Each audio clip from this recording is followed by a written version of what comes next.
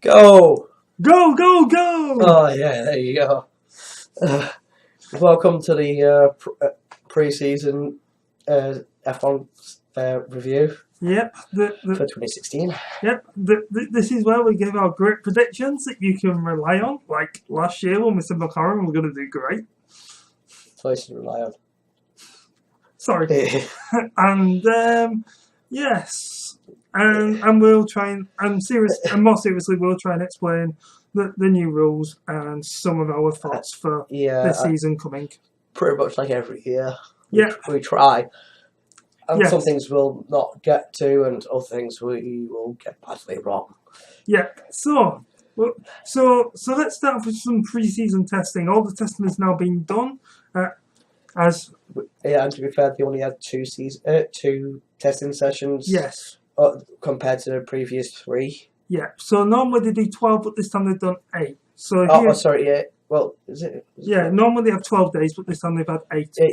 But it's generally separated into 3. Yes. Kind of groups. Yeah. 3 groups of 4, but this time it was only 2 groups of 4. Yeah. But obviously in testing you can't take too much away from it. So here's just some highlights. I.e., Mercedes have done more laps in 8 practice tests than they did in 12 last year. Yeah, and weirdly, Ferrari topped the speed charts. Could that be interesting? Top of the table clash between Mercedes and Ferrari? What about Williams? Shall you leave Williams out of this? Okay. McLaren seem to have more reliability, but they're not breaking any speed records. Thank you for ignoring them. Yeah. Sorry, I ignored Williams. Yeah. Granted, that could mean something, but probably not. Yeah, I know what you mean. And has found it a little more difficult this season compared to what they thought. Yeah, one of the chief execs released a thing saying Formula 1 cars are more complicated than we thought. We're having more issues than we thought, and we actually don't think we'll be challenging as much. So maybe Mana could beat him. Maybe, but they still seem to struggle in their testing. Yeah, despite the fact that they've changed the engines, they've done quite a big background staff change as well. But race pace and obviously testing are 2 different things. So we'll see what happens there. Yeah, they might get a point. You never know. Yeah, and then we have Force India, Williams, and Red Bull hoping to get podiums. Yeah, actually, in the testing thing, Red Bull were the weakest of the 3. See that? I don't forget Williams. I know. It's terrible. But so I just wanted to make that point that out of the 3, Red Bull have been quite average. Yeah. To the point where their other team, Toro Rosso, have been matching them, but that's kind of happened at the start of last season as well. Yeah. So it's nothing to take seriously right now. Yeah. We at the end of the week we'll have the first race, so we'll see what happens there. Yes, we will see. Yeah. That's the end of the week after this has been recorded. Yeah, it starts this Friday. Just in case you're wondering. Yes. Now on to the main stuff. Yeah. Rule changes. Yeah, there's a lot of text to go through, which I haven't even touched on. Well, basically, the exhaust layout. Now, there's been a little bit of argument with fans saying that the cars don't sound the same. Yeah, because after the hybrid technology, cars got quieter, so people weren't used to this noise. So they've been over the last couple of seasons been trying to bring back the noise that the people expect. Yeah, part of it's for that. Yeah, so to improve engine noise, teams now must use separate exhaust pipes for the turbine. Yeah, and wastegate. And wastegate, rather than a single exhaust used. Yeah. So, but like I say, it's like that's not really going to improve much. It's just to try and please people, really. Yeah, and it gives the option of a twin pipe for the wastegate, which might do something. Yeah. We just don't know how much it would affect it, because you never know. These engineers are clever enough that they might be able to find a way of utilising it in a much greater way. Yes. Yeah, I mean, we see it a lot where they'll just ban certain technologies because it got to that state. yeah, there was one. I mean, there was one statement by a Red Bull engineer saying, "You've got in every team people who are always trying to, within the rules, basically stretch them to the best of their ability to get the best out of the cars."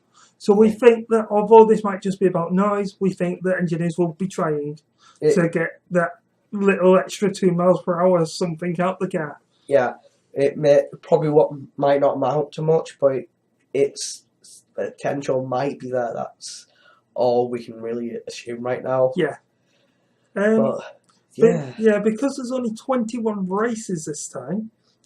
That's increased from by 2 compared to last year. Yeah, they're allowing an extra power unit. Yeah, which for some teams will be good. I mean, like look at McLaren last year. Yeah, how many players Capella did he get? Was it 70 odd? Or did it even go down to over 100? I really don't remember now. But it was something ludicrous. Yeah. It was an amount that they could never achieve. Even with the remaining races that season.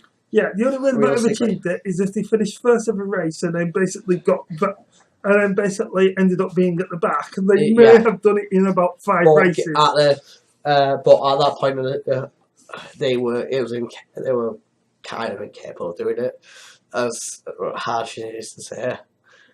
So, but yeah, it's helpful to teams like that, especially, and even to Mana Marussia.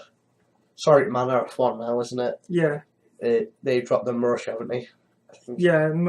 But we'll get into that later anyway. Yeah. Yeah. Well, we'll just call them Mana. At least then we know what they do. Yeah. Yeah. But yeah. Oh, jeez. You want to take this bit? Yeah. Well, while Barty's dying over here, let's continue on. Power unit development. What about consecutively? Oh, grid penalties will only kick in once they use the 6th one because they're allowed 5. Grid penalties will only kick in from the 6th. Yeah. There we go. That's what we were trying to get at. Sorry about that. Yeah. There we go. Now the power units. Yep. Yeah. Each manufacturer is going to be allowed 32 power unit tokens this season. Yeah. Which is used during in-season development, so we'll see what happens there. Which I think is more than last season. Wasn't it 12 last season? I thought it was 21. I thought it was 12. But it was somewhat loosely too low for what last season, because Red Bull were having problems, and McLaren as well. Yeah, well, we all know about McLaren. Yeah. Weren't Mercedes having problems as well? Oh yeah, of course, yeah. They used the 421 quite early on, yeah. But yeah. Yeah. But it was yeah. So basically the idea of these tokens are throughout the year they can use up to 32 of them in order to update their engine and try and get more like power and speed out of them. Or reliability. Yeah, reliability. Yeah. So generally that's all say there. Engine exhaust systems will only have a single turbine tailpipe exit. Yeah. Yeah, which to be fair, not that surprising really. Yeah. So all the exhaust gases must pass through one single thing now. Yeah. But the waste gas stuff can pass up to, if need be. Yeah. But we kind of covered the majority of that earlier on. Yes. True. It's just the other of these notes is not as good as we could have hoped. We kind of rush it because of time. Yeah, so we didn't quite plan this out as well as we could have. Yeah. But yeah. But one interesting bit that you're finally touching on now is cockpit safety. Yeah, there's been actually quite a lot of news about this. Yeah. Because they're looking at, because I mean the actual rule is that head protection structures are now 20 millimeters higher and are able to resist a compression load of 50 m per 30 seconds. Yeah, which is a step forward. It's not quite the coverage that some people were suggesting that might happen. Yeah, they're talking about 2000. They're talking about next year. They're thinking of putting in a screen or something to protect from flying objects to the head. Yeah, which or even just there's just been so much happening that has brought up this subject multiple times. Yeah, because like flying debris, which has happened to Massa, so and took him out for a few races, and then we had the Roman Grosjean kind of going over Alonso's car. Yeah, I remember that one. At Spa a few seasons ago, which keeps bringing these sort of conversations up, but if I can do something now. So we'll see if this actually has any effect. Mm. At very least, this could potentially be something that, one, is going to be a bit of safety, and two, potentially something that could actually benefit aerodynamically if they're allowed some variation to it. Yep. Well, and basically there is a lot of talk about what the drivers think. If you look online and stuff at the moment about the whole head thing, apparently Lewis Hamilton's took quite a serious stance on it, and people are telling him to basically ease off a little bit, and all that stuff. Yeah. Well, yeah. But another lot of controversial area potentially at times.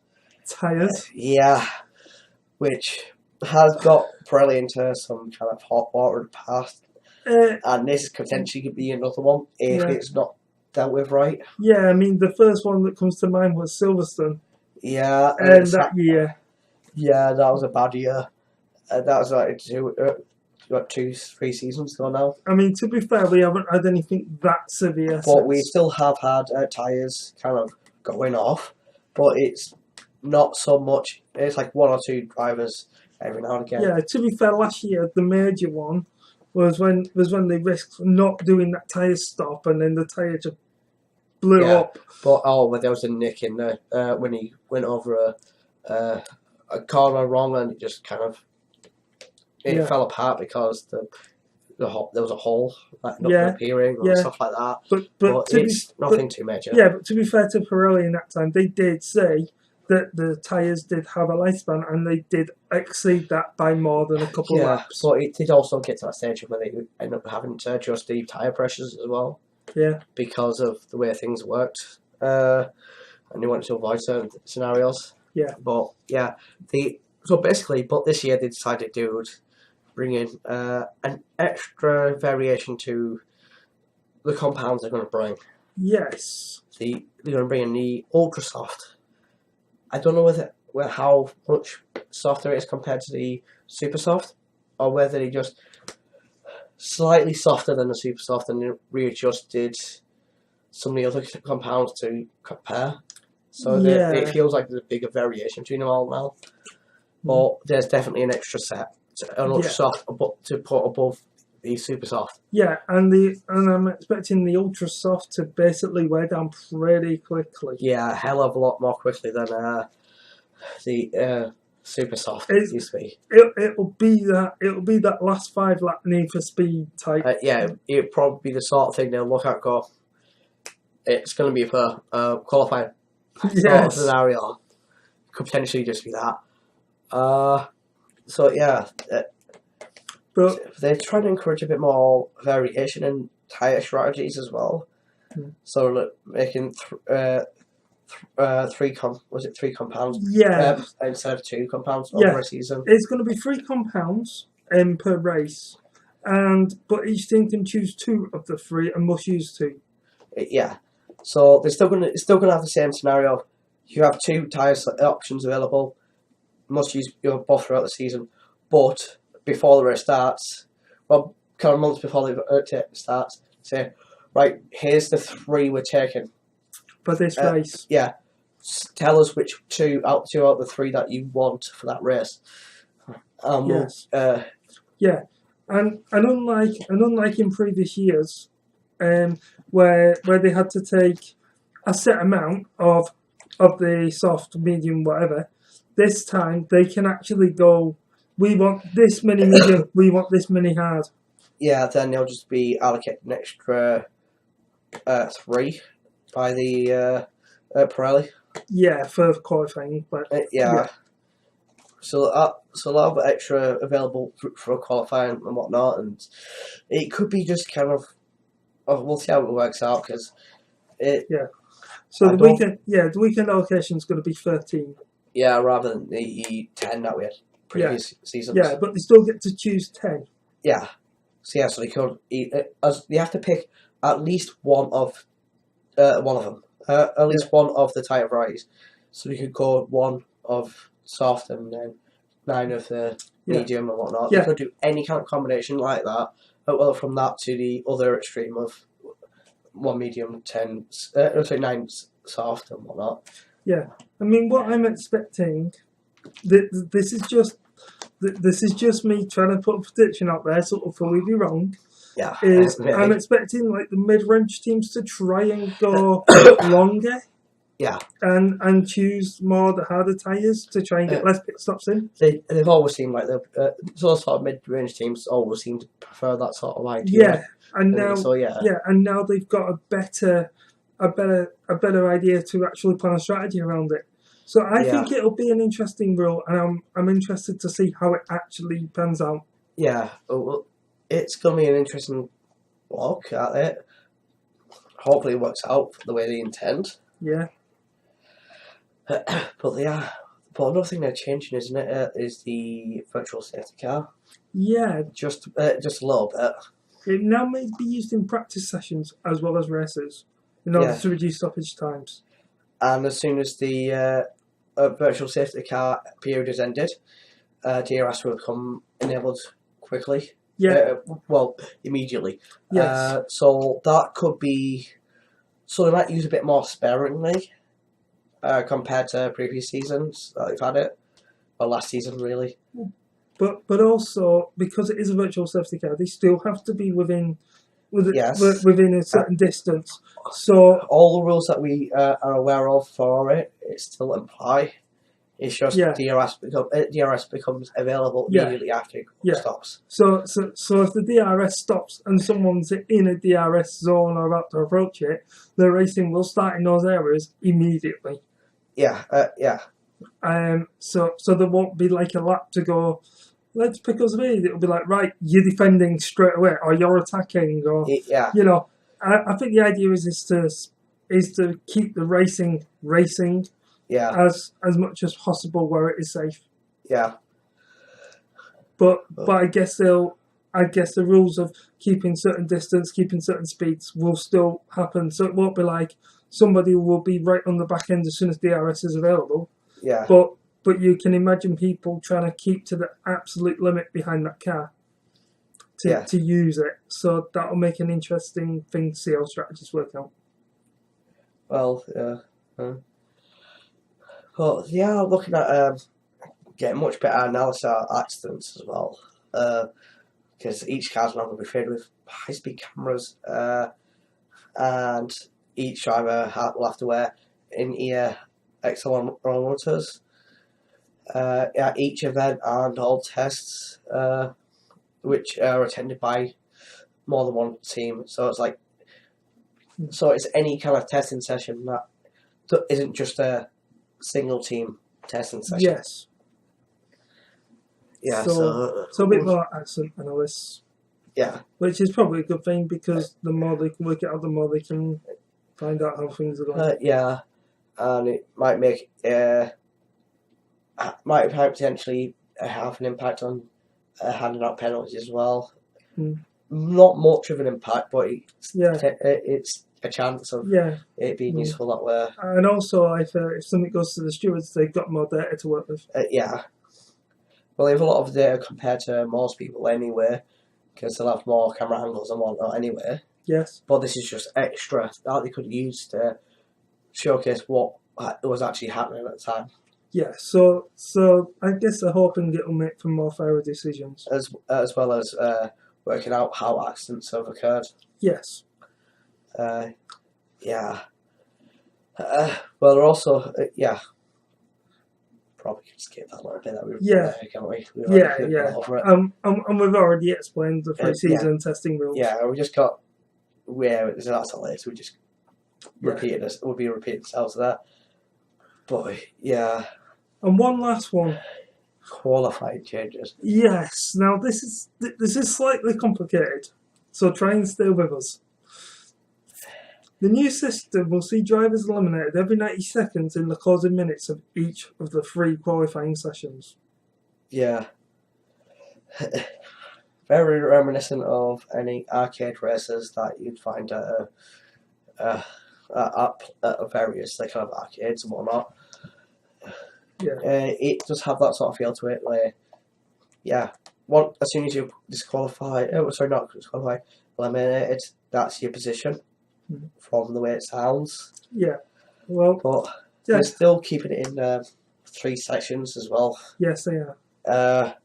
The first session is 16 minutes long, and we'll when it ends, 7 drivers will be knocked out and have their positions fixed.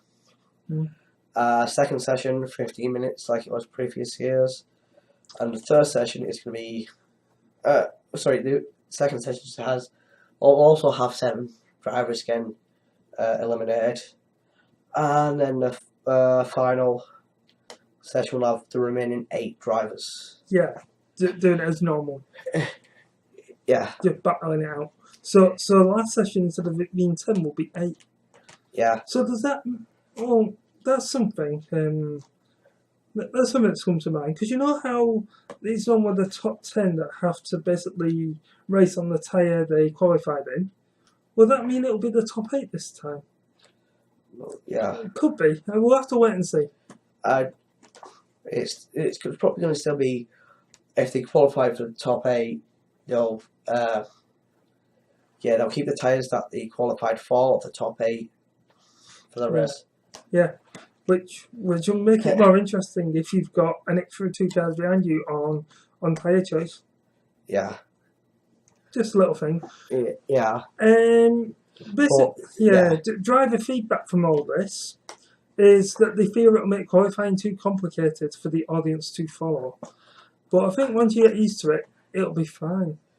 I think they worried a little bit about that when it came to the 3-session qualifying segment, which aren't even just a one shot sort of scenario. It's like you got to qualify. Whatever you set on your first hot lap is that's it. You cannot set any more hot laps. That's it. That's your time. That was an annoying one, but this could be another weird one. Yeah, and there's also concerns that closing minutes of final shootout will not be exciting because drivers may have used up the fresh tyres earlier. Which could be it. Well, it could also lead to interesting strategies. And interesting scenarios, because I can imagine Mercedes not running into too many issues with things like that. Yeah. And there's a few other teams that will still not have those sort of issues. Yes. But we'll see. Yep. So that's generally the rule changes, the qualifying changes, and the stuff explained that we know of today. Yeah, and if we've got things wrong, well, bad on us. Yeah, if we've got things wrong, we do apologise. I'm proud of my mistakes. Okay, we'll be proud of our mistakes. And now... yeah, that's right, you copy me. Yeah, and here's when we make all the mistakes. Yeah. Teams and drivers. Yeah. Who's flying for who, and how do we think we're gonna do? This is basically in order of who came basically first, second, third, fourth, fifth last year. Yeah. So we're gonna start off with the kings of the tracks, the ones that cannot be beaten. Ferrari. Mercedes. Sorry, I think something's got missing translation here. Kings of F1, the only team to have raced in every single season so far. That wasn't where you going, was it? No, I was just going after last year's champions. Sorry, not quite the same thought process there. Okay, Mercedes then. Let's start there. Well, no surprises really what the situation is with them. They're just a player. Guess who they are is? It's Ferrari, isn't it? Nah. It's Lamborghini. Wow. Yeah. Lamborghini are going back to Formula 1 to basically under the engine Mercedes. Yeah. Yeah. But yeah, Mercedes still got the same engine player. They still got the same drivers. Surprise, surprise. Yeah. Yeah. Hang on a minute. Will those two kill each other before the season's out? You're going to do it on track. They wait until they have a clash on track, then they're going to kill each other. Basically, how will they hold as teammates? Yeah, it seems to be degrading over. Been degrading over the last few seasons, doesn't it? Yes, apparently they're coming back stronger and better than ever. Yeah. But will they dominate with Ferrari? That's questionable though, isn't it? Yeah. Sebastian Vettel and Kimi Räikkönen. Hopefully Kimi Räikkönen will do better this season.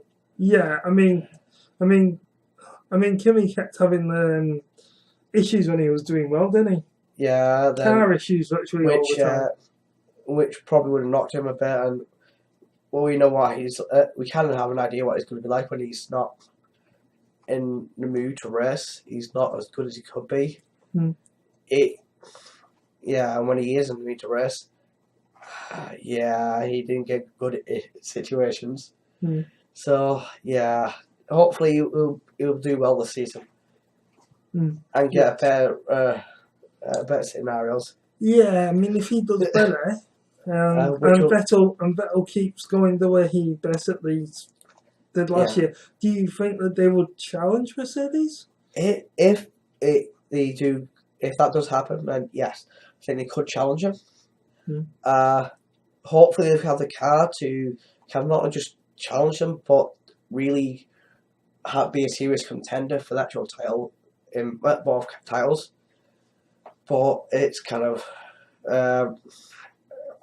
I don't know. It's just kind of unknown whether anything will happen. Yeah, it's a bit of an unknown situation. Yeah, because we don't know. It looks like we've got the pace for it. We'll see how the things work out for them. Yeah, but pre-season they should have got pace. Yeah.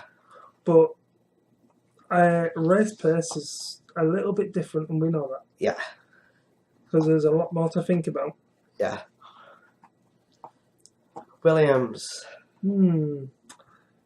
Who's their engine?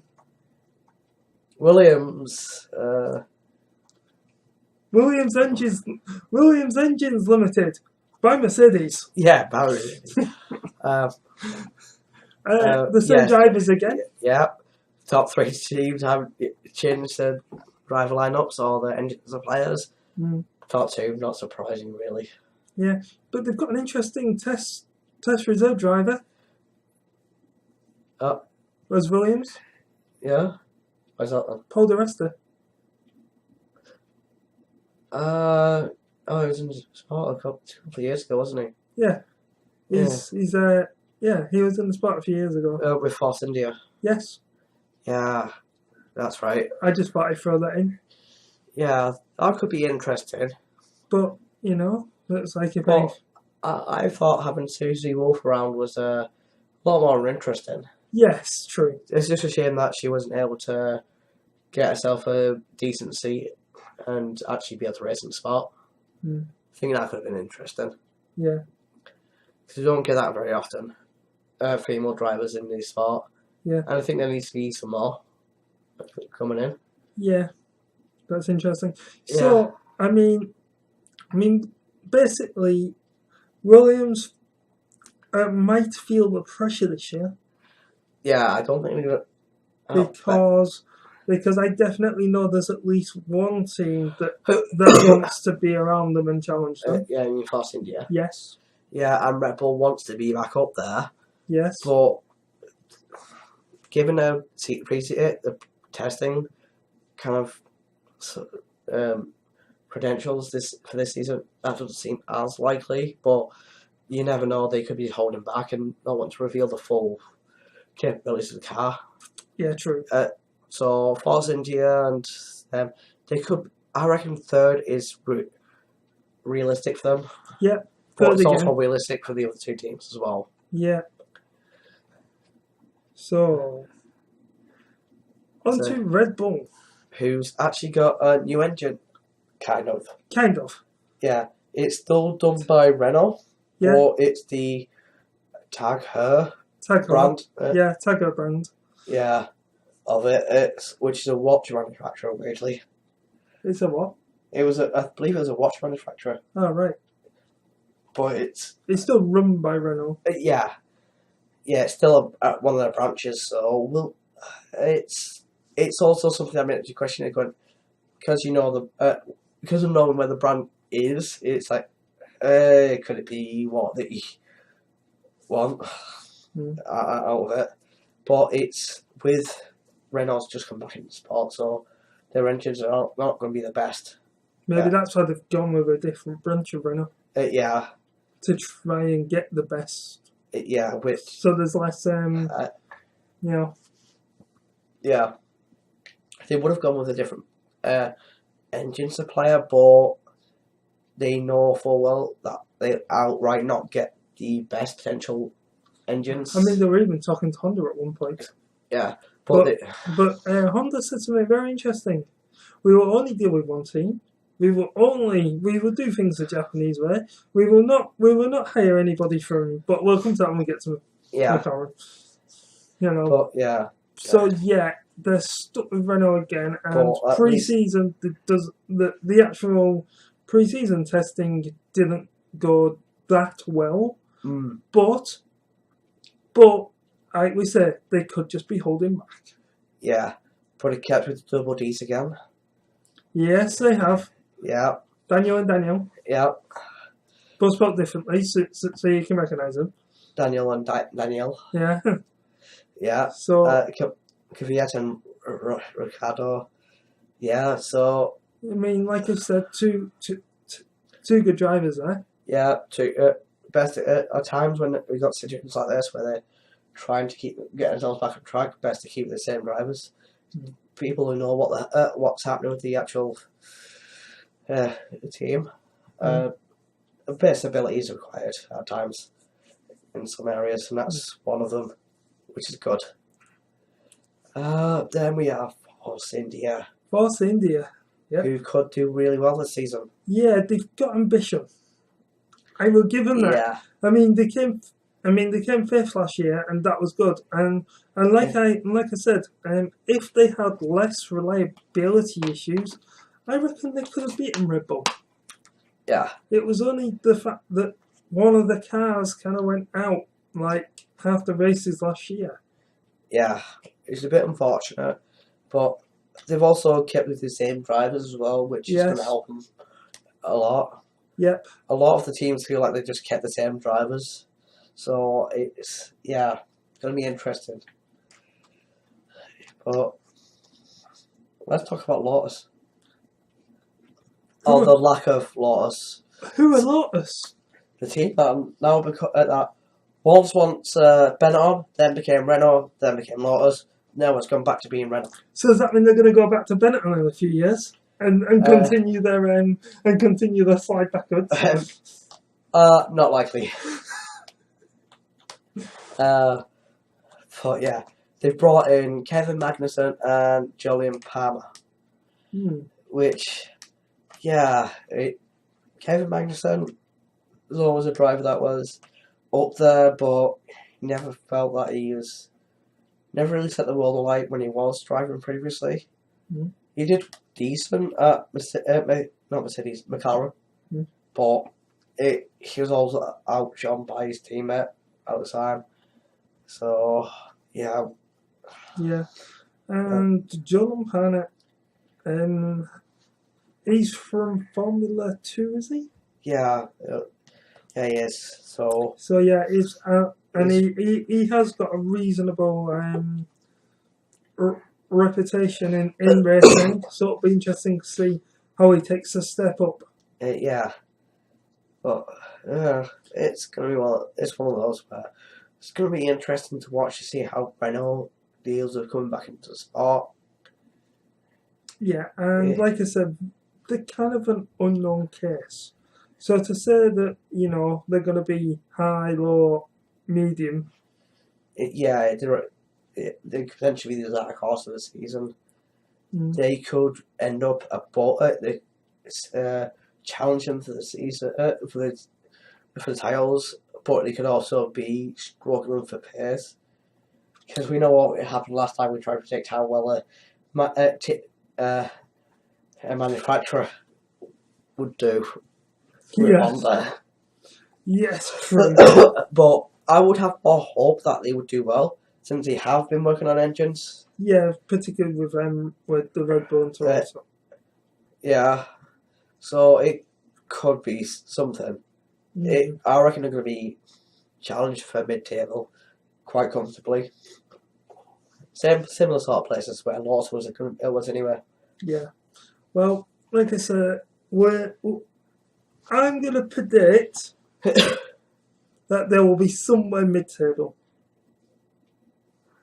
Maybe. Fine. I'm going to go ludicrous and say they're going to be world champions by the end of the season.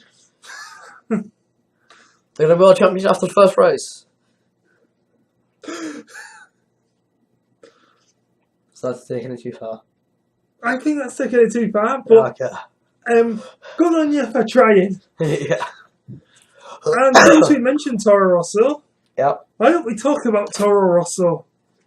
Yeah. Max Verstappen and Carlos Sainz Jr. are the drivers. Max Verstappen. Yes. Yeah, and Carlos Sainz Jr. Yeah. Yes. They've got a Ferrari as their supplier. They've changed their engine supplier, which is interesting. It would go that way, but could be helpful in some ways. Could they be able to get at least some level of information off the drivers to pass on to onto Red Bull? Yeah. But it could also be not as helpful because you never know that what they would agree to just to get that engine. So we don't know how much information get passed through, but that could be an interesting one. Yeah, it would be. And again, they will probably want to prove something to Red Bull, particularly at the start of the season. Yeah. Because they've made a big change in the engine suppliers. And yeah, Carlos Sainz Jr., do you think we'll see him do his overtaking manoeuvres again? Quite possibly. Or is it Max Verstappen that did it? It was Verstappen. Yeah. Sorry, I got mixed up. I think he could, but hopefully we'll see a bit more maturity out of him. Yeah. Because he did seem rather childish at times. But hopefully we won't get that this season, but he's still young. He's going to be prone to mistakes, which is fair enough. So yeah, I think they're gonna go for it, but I can't see them doing much more than maybe 6, 7, 8, maybe fighting for that. They will be I think they will be dropping down the table a little. Yeah. Compared to what they used to, because I can't see a lot of the teams around them. Because they kept it relatively the same. Hopefully they'll be able to improve on what they've previously done. Yeah. as where Toro Rosso's still going to be having new engines, so it'll be different to what they're accustomed to. So we could see some of them dropping down potentially, but also still wanting to prove themselves. So it could balance out, could not. But I can't see it going that well for them. Not as well as you could hope. Yeah, and then we've got Sauber, who's relatively the same as last year. Still same engine supplier, same drivers with Ericsson and NASA. So yeah, that's one of the teams that I think will surpass them potentially. They're kind of the main team I was thinking of when I was saying it. Yeah, we might actually see an interesting battle between Sauber and Toro Rosso. Yeah. Especially since they're both supplied by Ferrari. So yeah, that's interesting. Then we go on to McLaren, who, please let me right, should be challenging for potentially the 5th or 6th sort of area. Coming from McLaren. Yeah. Right, this is coming from one of their chief engineers, because I do a little bit of research. Yeah. They said, do not over-expect from us this season. I'm not. 5th or 6th sounds reasonable to me. They said that, yes, they have made progress, but they are still struggling for speed. They're still struggling for pace. And they will be using their engine tokens again. Yeah, I'm wanting to see him get back to the former glory, but I realise that's still a season or two away. Yeah. But I'm hoping that they'll move up the table quite comfortably this season. Yeah. And Honda have refused McLaren's request to try and hire someone for Mercedes, or one of the more experienced engines suppliers to help them out. They went, we are Japanese, we do things our way, we will not work or try and put some other people. Which is fair enough, because they're obviously thinking it's a little disrespectful for them. It's disrespectful for them to at least to be requested to do that, as well as kind of we feel they're all about actually just do what they need to do it themselves, and improve and whatnot. It's kind of one of those scenarios. Well, I mean, I'm expecting them to be lower end of the points, basically to be challenging, but so basically not to be like, we can't race, we've got to go. I mean, they've even done more laps in races and testing. No, that wasn't too hard. Yeah. So they've got a much more reliable car this year. That's almost guaranteed. It's kind of why I was expecting them to finish with 5th or 6th. Get consistent enough sort of points where they could be around that sort of area. Yeah. But they've got a tough competition. Yeah, they do. They could finish 7th quite easily, which won't be a big disappointment to them. No, I mean, I suppose anything will be better than last year. Yeah. As long as they get points, obviously. They will definitely get points sometime this year. Yeah, it should be hopefully a lot more regularly than last year. A lot closer to what they were like towards the end of the season. But yeah, it's a forever little team that could. The little team that maybe could get a point this year. Yeah, Mala. Do not expect anything major. I mean, it's so easy to go, oh, they've got Mercedes engines, they've really made an effort, they've changed some of their backroom staff, they're a bit more financially stable now. But do not expect too much. Being financially stable, having a decent engine does not equal they'll have success. It just means that they're able to keep themselves ticking over for the season. Yes. Could mean that they're close to the back of the field, because they were kind of the sort of team that you would expect to lap every race. So they could be closer. They could have a little harder to lap. But yeah, we'll see what happens there. Yeah. But they do have 2 new drivers. Yeah, 2 new drivers. This is basically the only team with 2 new drivers. Yeah, every other team is like 1 or none new drivers. But I'm probably going to butcher these names. quite badly. Even I'm probably going to struggle with these. Do you want to try it on me? I know I'm not the one who normally tries to correct you, but even I'm probably going to get this wrong. But Pascal, we're alive. Yeah, borderline-ish. And there's Rio Haranto. Apparently Rio, not to be confused with the films, basically Rio nearly didn't get a drive. He got the sponsorship kind of last, the 11th hour. Yeah. But again, both of them have Formula 2 experience. So yeah, we'll see. I can see why they would replace the drivers he had, because obviously they're looking for, as you'd expect from a little team, they can have to keep their finances under control, so they'll always be looking for good drivers to bring in decent cash, whilst also being cheap to pay.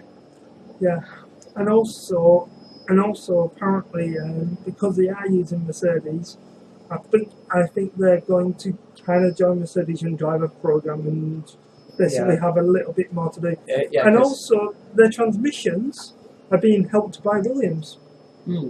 So all this is a change from last year, where I believe it was, and the year before that they were using Ferrari engines. Yeah, they were. And they were part of their drivers program. So this could be a good change for them. Yeah, and with Williams helping them out too. Yeah. It's good to see that, the higher end teams are giving a little bit of support to the lower end teams in their own way. Yeah. And talking about higher end teams giving support to lower end teams, the new team hasn't Dag, the ice cream manufacturer. Yeah, they're basically borrowing Ferrari engines. They've got the Ferrari wind tunnel.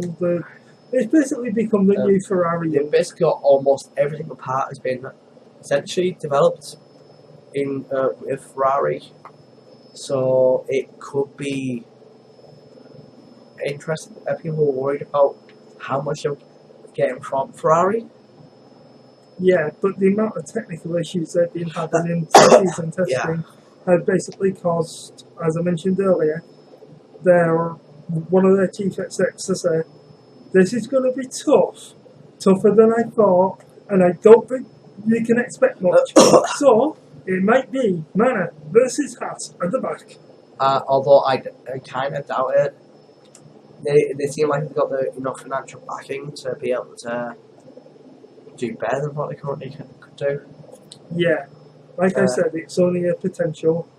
They've got the potential to do well, but we won't know until we see how well the car drives. Yes. With the drivers, it does seem like it could go well. Because they've got Roman Grosjean and Esteban Gutierrez. Yeah. Which are both experienced F1 drivers who are about a few seasons under there. Yeah. So that'll be interesting. Yeah. And I think that wraps up this podcast. Yeah, it does. So hopefully you've enjoyed our trying to explain the rules and stuff. Yeah. And enjoyed the background noise that has come off. Yeah, the background noise at the moment is because we've got work going on. Yeah. I apologise for that, but nothing we can do. Yeah. We just had to do this. It had to be done. Yeah, it had to be done. We couldn't really play off any longer, really. Yeah, so any final thoughts? Don't forget Williams. Okay, don't forget Williams. Williams. What about you? I haven't really got any final thoughts. That's why I asked him. Okay. Okay, I'm dead. See ya. Bye. Yeah.